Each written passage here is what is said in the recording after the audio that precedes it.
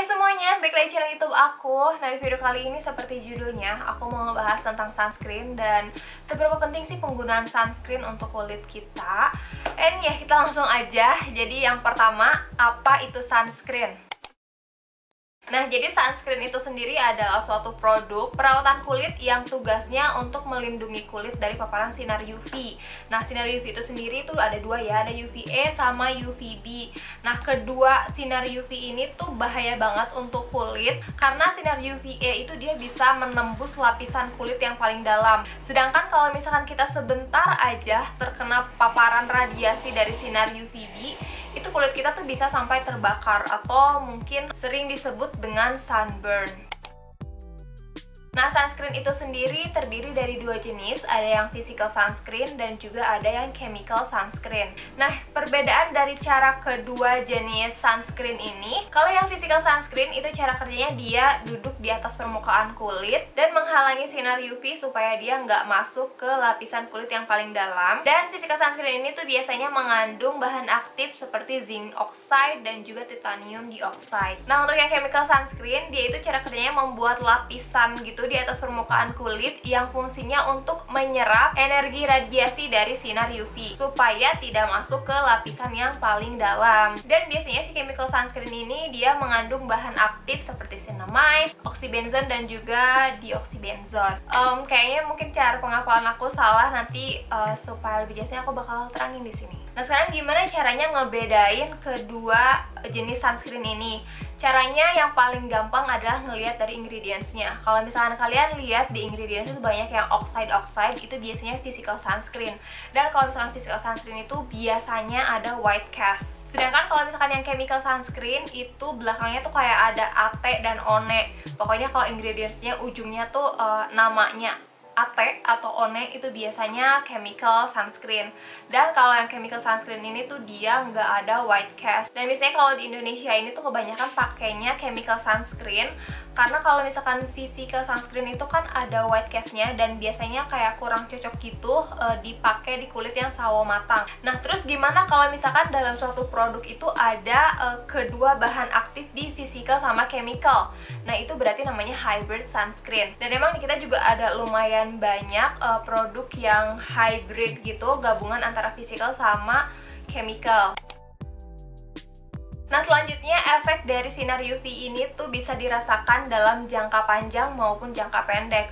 Untuk jangka pendek yang biasanya langsung kita rasakan atau bisa langsung kita rasakan, itu adalah yang pertama kulit terbakar atau sunburn, terus kulit terasa jadi hitam atau gelap, dan yang ini pasti semua orang pernah ngalamin itu ngerasa kulit kalian tuh jadi kusam. Nah, itu adalah efek dari sinar UV yang bisa langsung kalian rasakan. Sedangkan untuk efek jangka panjangnya yaitu adalah penuaan dini, keriput, terus mengurangnya elastisitas kulit atau jadi kendur gitu. Terus munculnya bintik-bintik atau flek hitam di pipi biasanya. Dan yang paling beresiko adalah kena kanker kulit. Itu adalah efek yang bisa kita rasakan dalam jangka panjang kalau misalkan kita dari sekarang tuh sering banget nge-skip sunscreen. Oke, selanjutnya adalah kapan sih idealnya kita pakai sunscreen atau di usia berapa? Jawabannya adalah sedini mungkin. Ya, setahu aku kayak anak kecil aja udah boleh pakai sunscreen.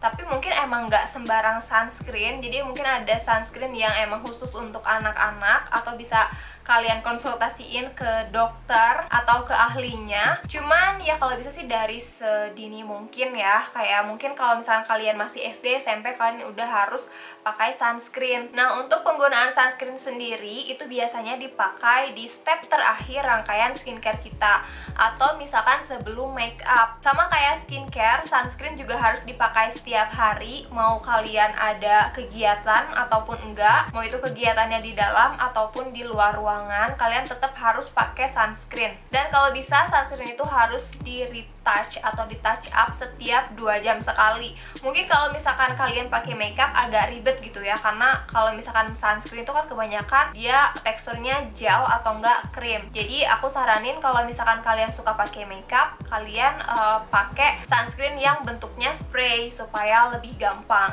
gitu.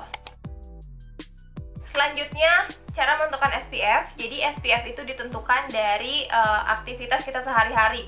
Kalau misalkan kita sehari-hari cuma di rumah aja aktivitasnya, kalian bisa pakai sunscreen yang SPF-nya 30 dan PA+++. Sedangkan kalau misalkan kalian aktivitasnya di luar ruangan, terkena langsung paparan sinar matahari, itu aku saranin kalian pakai SPF 50 dan PA+++. Dan penggunaan sunscreen itu nggak cuman di muka, tapi juga di leher, di badan, pokoknya di semua area yang tidak tertutupi baju ya, atau misalkan tidak tertutupi kain. Dan untuk takaran di area wajah, biasanya aku pakai 2 ruas jari untuk wajah sama leher. Dan kalau untuk tangan biasanya ya biasa aja sih, kayak pakai lotion. Dan sekarang juga udah banyak banget lotion-lotion yang mengandung SPF.